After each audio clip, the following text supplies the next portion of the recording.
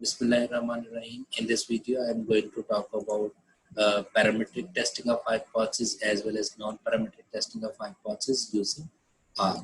So in a previous video, we discussed how we can select a particular hypothesis test given the different condition. So, but in this video, I am going to apply those tests using different examples, and we will apply these tests using R.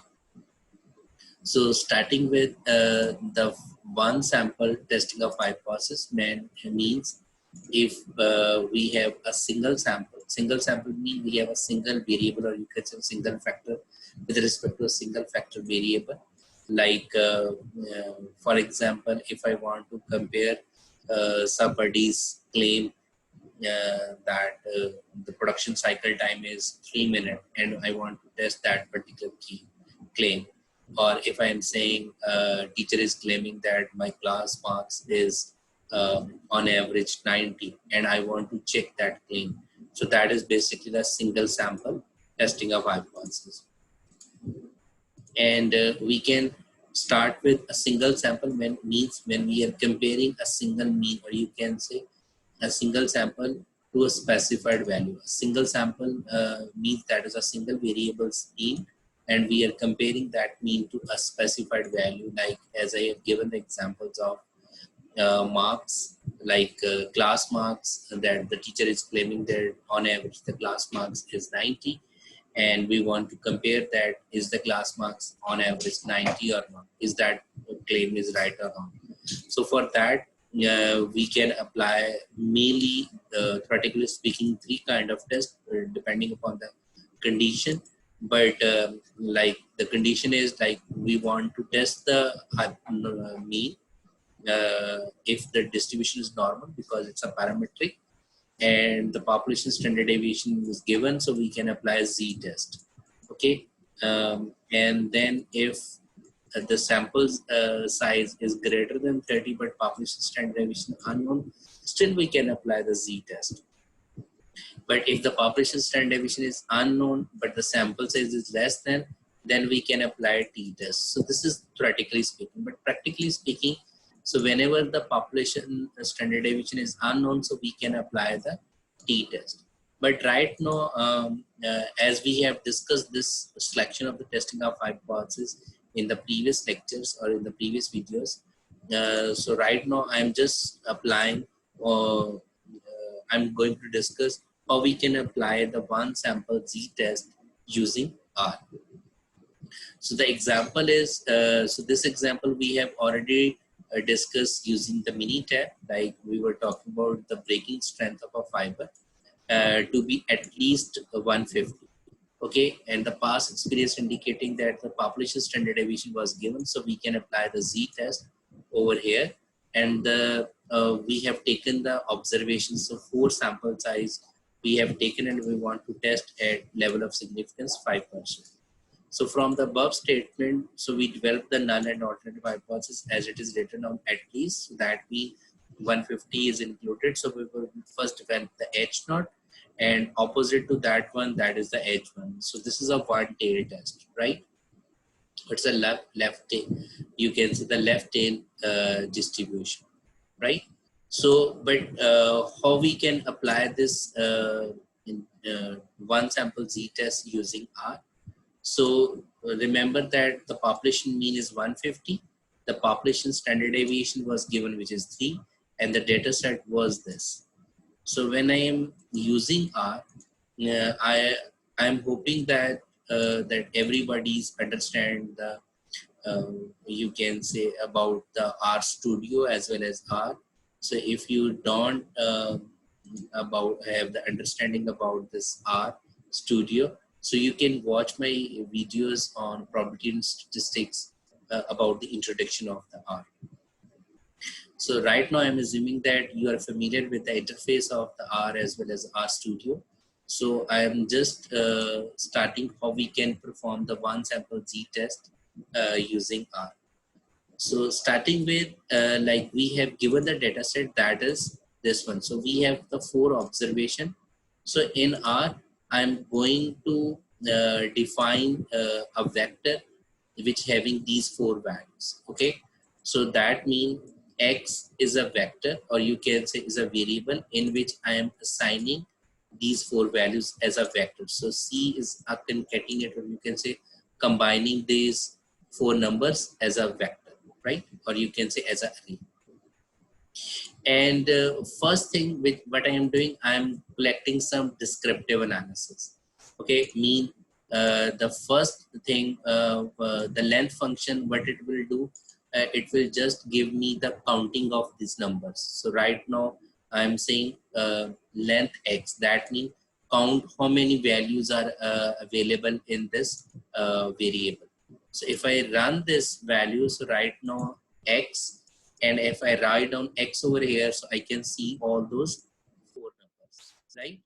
So I can also access each element, right? If I am writing down x2, so I will get the second position element, right? But right now, first of all, I want to know how many number of values are stored in the data set x. So that is n, length x. So it is giving us 4. Okay, because it's the 4 numbers.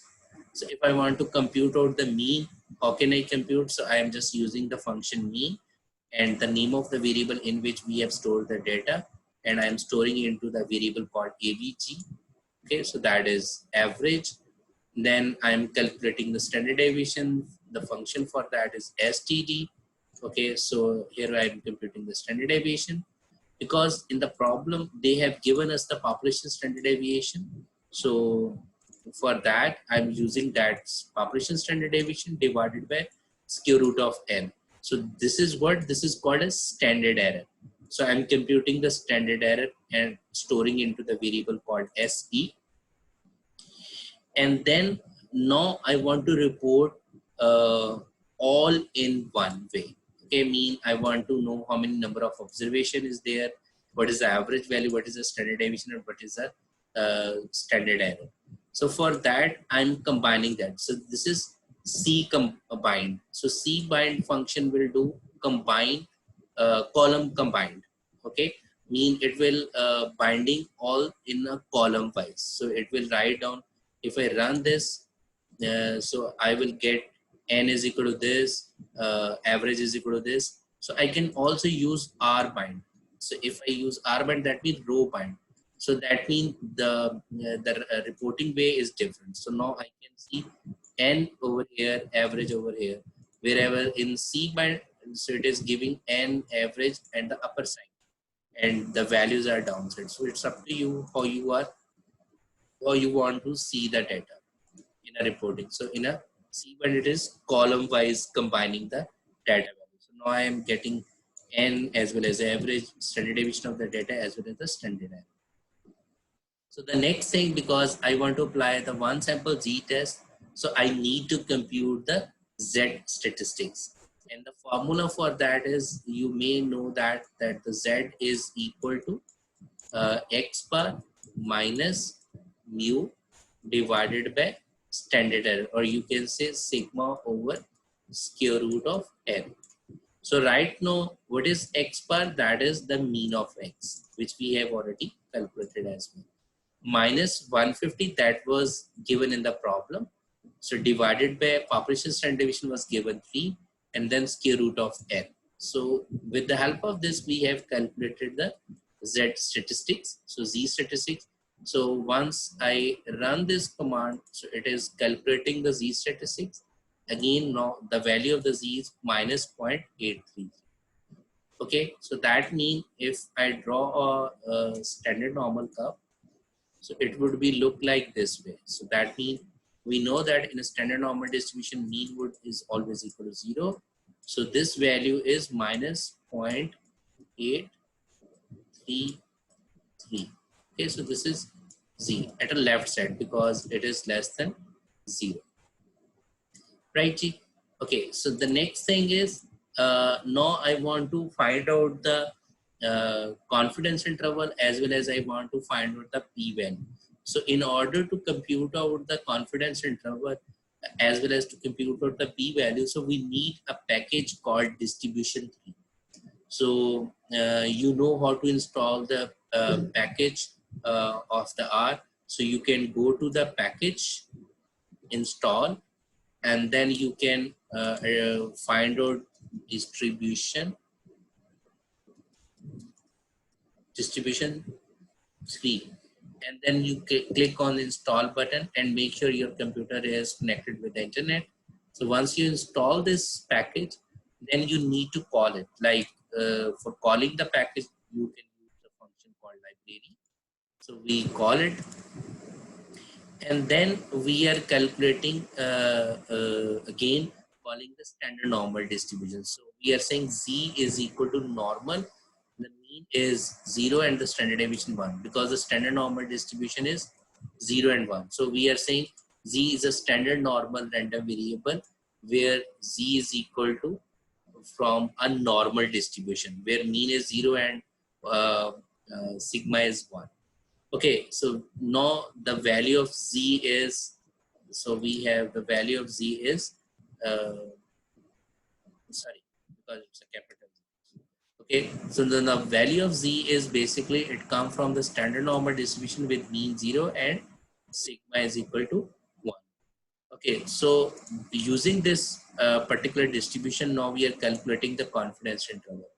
Because this is the one tail question, because in our one tail mean, the problem was our h naught was mu is greater than or equal to 150 and h1 is 150. So when we are going to calculate the confidence interval, so we are calculating confidence interval basically the upper side confidence interval, mean upper confidence interval.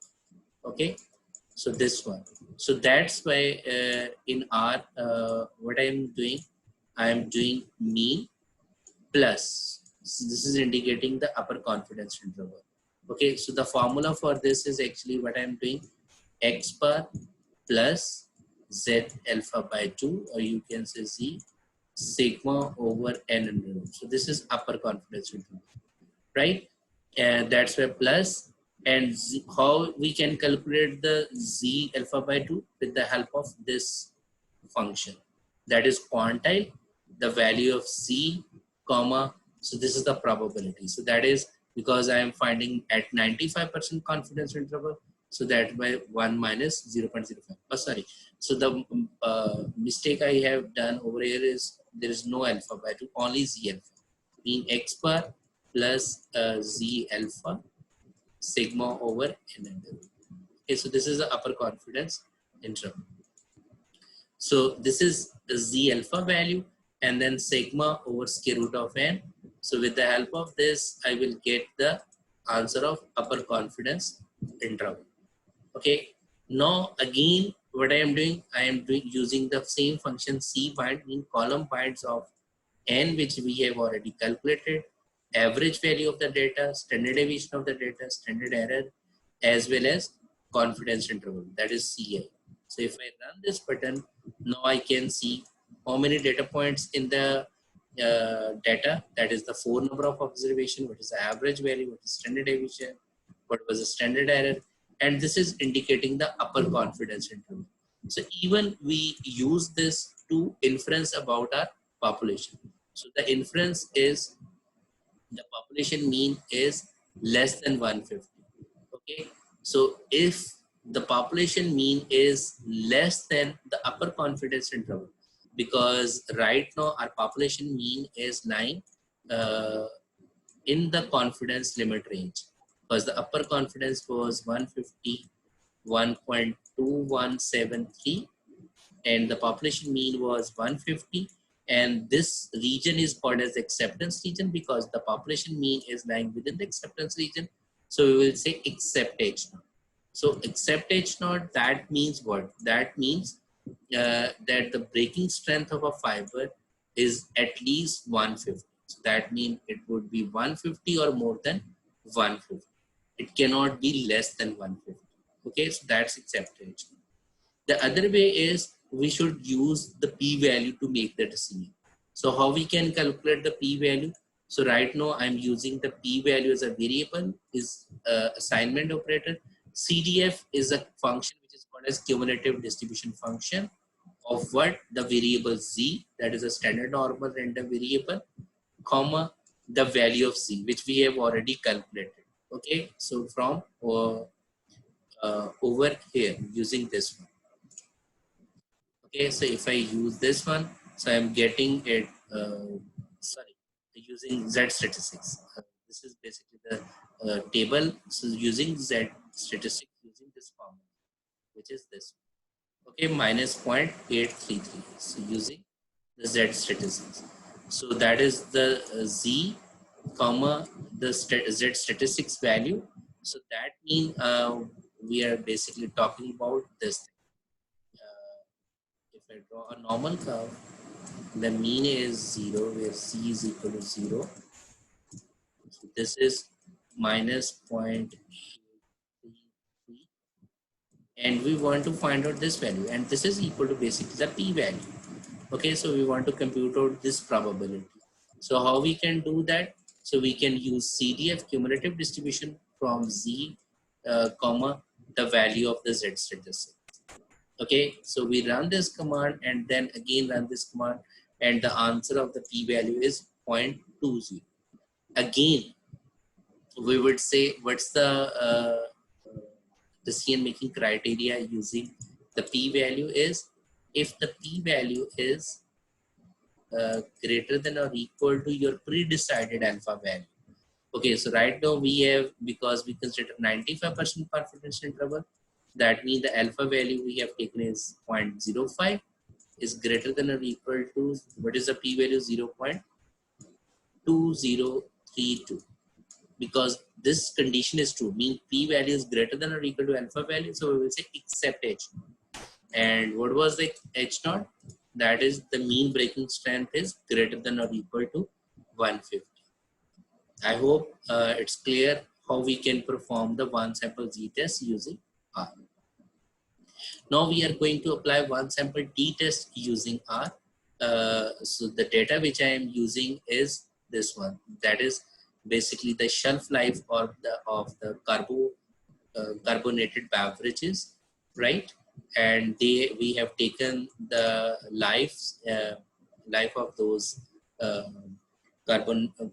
carbonated beverages in days, and we have taken the sample of 10 days data set, or you can say, sorry, 10 bottles data set, and the h0 and h1 would be equal to, that is basically again it's a one tail test, and we can develop the h0 or h1 because it is writing exceeds 120.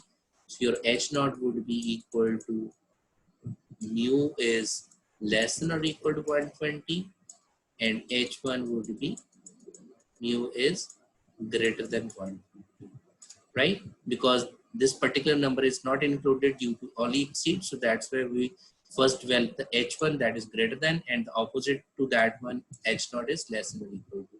So this is one tail test. So the mean population mean value is given, so there is no population standard deviation, so we can apply one sample t-test. Okay, and the data set was given. So how we can apply this this test using R? So the first thing what I am doing, I'm calling a package called mass. Okay, so that is built in, so you can just write down mass and library and in bracket mass. Okay, and then I am defining a variable called day, and all the data set I am storing in that particular variable, which is day. Okay, in R there is a function called summary, which will give you the basic descriptive analysis, like what is the minimum value in the data. Okay, what is the first quartile of the data, median, mean, third quartile, as well as the maximum. So if you want to find out the mean at the standard deviation, you can use the function mean and then the standard deviation. So this is basically the descriptive analysis. But right now, with the help of these functions, I am also checking the data with respect to different graphical representation. So first of all, this line of code is basically, you can say, designing the layout of a page. Okay, that is basically the par function is basically using to partition the page, and m row means basically we are distributing the frame row wise. Okay, and how we are distributing the page, that is 2 by 2. That means 2 rows, 2 columns. So first I run this command, and then I'm running a command called plot day. So that day is a variable plot. So what this command will do, it will just draw a graph in which on x-axis you will see the indexes, mean the number of values. On a y-axis it is showing actually the actual data points. Okay, so the first data point, what's the value, the second data point, what's the value. But the second is we are drawing the histogram. Okay, in order to understand is the data is symmetrical or not. Okay, as this is a descriptive approach, so we can't say exactly is it look like a symmetrical or not.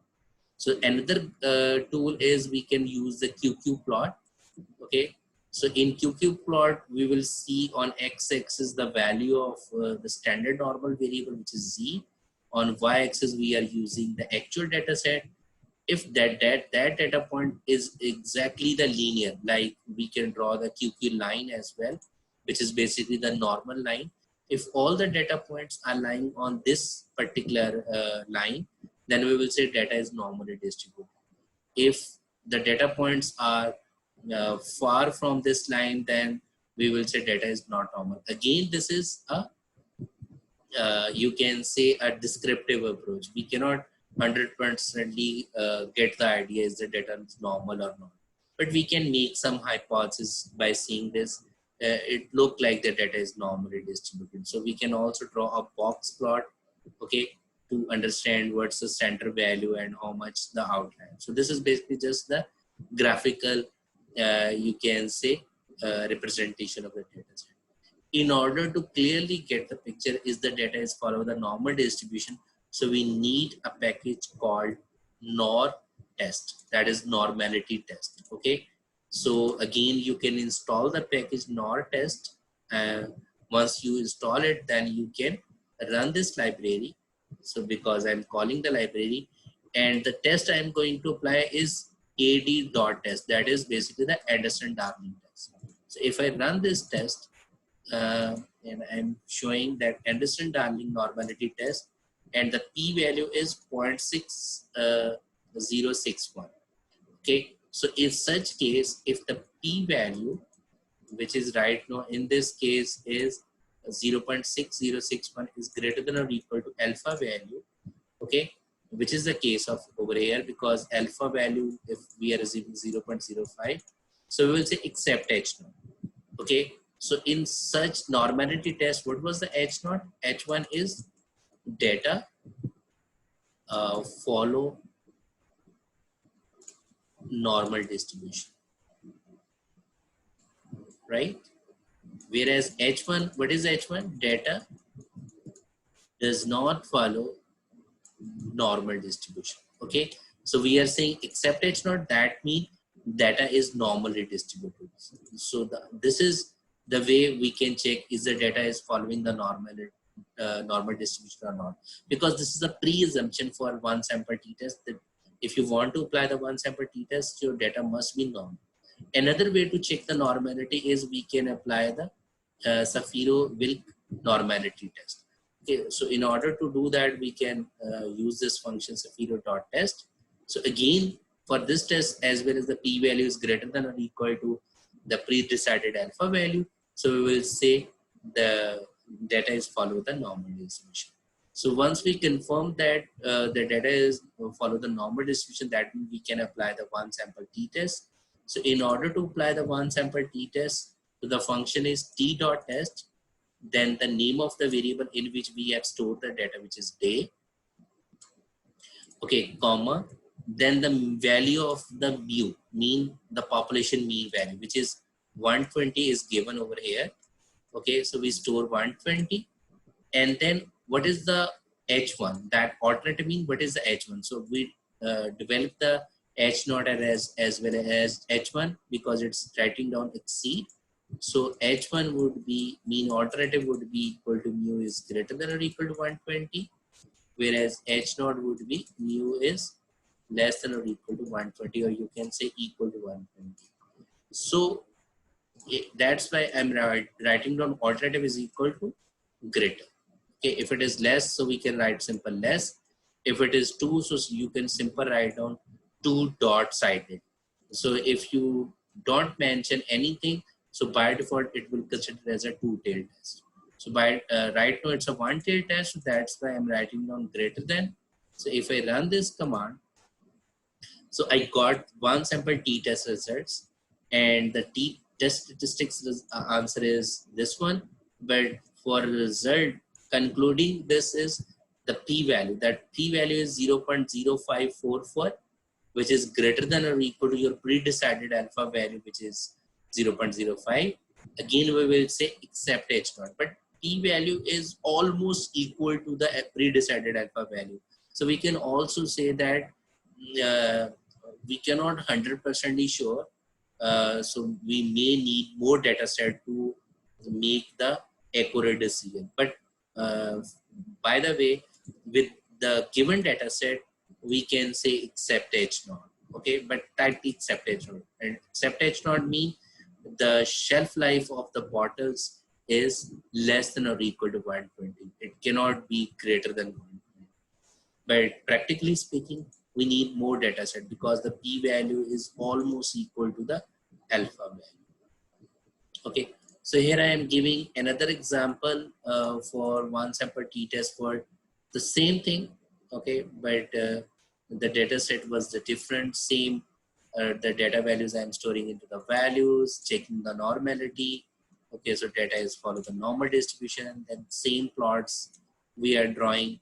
Okay, and getting the t-test. Okay, right now the mean value in this data set was p, and it's a 2-tailed test. So that's why I'm skipping this. Okay, I hope you have clear what how we can apply the one sample z test as well as one sample t test. Now we are moving towards if we want to apply the one sample uh, uh, sigma test, like means that is a chi-square test. So if I want to test is the population variance is equal to the target value or not. So for that we can apply the chi-square test, and we have already discussed this example using Minitab in the previous video. Now we are going to discuss with R.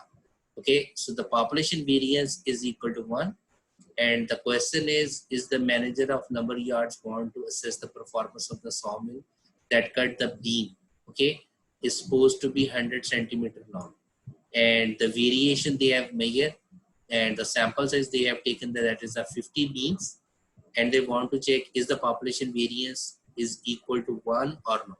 Okay, it's a 2-tailed test. So what I am doing, instead of creating a vector, so I already basically store this data set in an Excel file. Okay, that is the beam length. Okay, so now we are going to see how I can read this Excel file using R, and then how can I use this data set to analyze the chi-square. So this is a data set, and this is 50 samples, and this is the value they have given us. So now I am going to first of all read this data.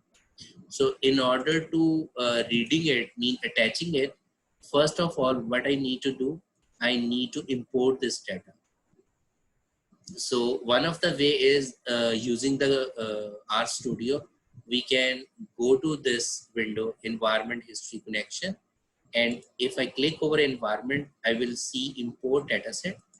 Okay, because the Excel is the extension was the Microsoft Excel, so that's why we will click on Microsoft Excel. If you want to read the CSV file, then you can click from text reader. Okay, if it is only a simple notepad file or a text file, then you can use this one, or SPSS file, SAS file, or startup file. So right now I have an Excel file. I will click over here, then browse. Okay, so my data file is in the folder of R. So this is the beam length, right? If you can see that as soon as I have selected that file, so RStudio I have written down a code for me. So they call the library, whatever the library I needed. They read the data set, and they also run the command of view. However, we can see the data values. Okay, so I'm saying import. Okay, so they run all the commands for us, and we can see the data set. Okay, if I just cross this data set, I am now back to this. Now we have import that data set. Now we can use that data set. In order to do that, we will run a function called attach. So attach beam length, that is the name of the data file, and make sure there is no space between the name of the file. Okay, like beam, we cannot use beam space length. So you should write down without space. So attach beam length. Now the file is attached. Now I want to apply the one sample variance test, that means chi-square-test. For that, I need a library called, or you can say package teaching demos. So I already installed, I'm just calling it library. And then the function which I can use in order to run the chi-square-test is sigma.test. Sigma.test. Then the name of the variable, name of the data set, $length. If I, because I attach this data file, if you don't use this data set as well, only write down the length, then this is also okay. Okay, but what this command will do, this will, the name of the data set, dollar, whenever using the dollar after the data set, that means we are calling the column name. So what is the variable column name? That is a length. Okay, and then we are writing down sigma s. If you want to test the variance, then you need to sigma xq. Okay, if you want to test only sigma, then just write down sigma. Okay, so right now the variance value was 1 that was given. Okay, so the variance is 1, and then the alternative is the two-tailed test, and we want to write down at 95% confidence level.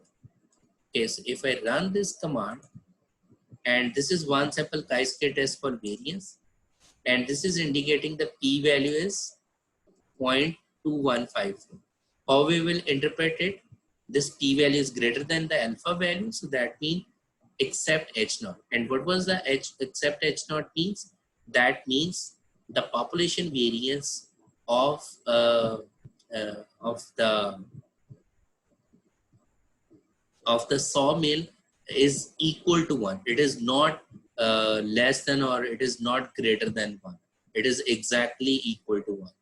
I hope everybody is clear about one sample test with respect to mean, one sample z-test, one sample t-test, as well as we have discussed the assumptions of t-test, that is a normality. And then we check how we can apply the one sample variance test, that is a chi-square test. For that, the data must also be the normally distributed. So you can also apply the normality test. So for the next test, see you in the next video.